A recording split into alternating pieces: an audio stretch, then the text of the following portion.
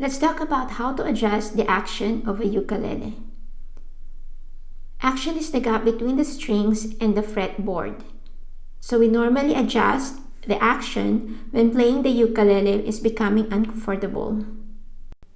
When the action is too high, you cannot even play 5 songs in a row in a uke. However, when the action is too low, you will hear a buzzing sound of the strings. Is there an ideal action height? Unfortunately, there is no ideal height. Adjustment of the action height can depend on a lot of things. It can depend on the type of uke that you have, your strings, or how well you did the adjustment, or depends on the stars. Aim for an action on the first fret at 0.7 to 1 millimeter, and on the 12th fret, 2.5 to 3 millimeters. These are the materials that we need to adjust the action. First is the Fritz ruler.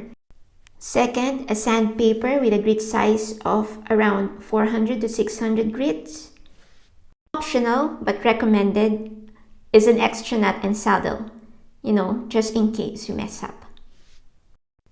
So let's begin. So first things first, get your Fritz ruler and measure the current action height of your ukulele. Remember to measure as many times as you can just to be sure that you really need to adjust the action. You don't want to adjust something which doesn't need adjustment. Next is, we need to get the saddle out of the ukulele. The saddles are normally held by the tension of the strings. Therefore, we need to loosen all of the strings in order to slide the saddle out.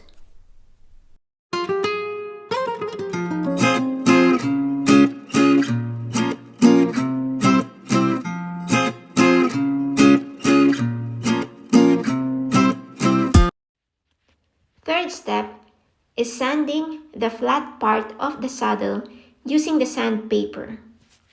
Based from the measurement that you did earlier, you only sand off the appropriate width that is needed.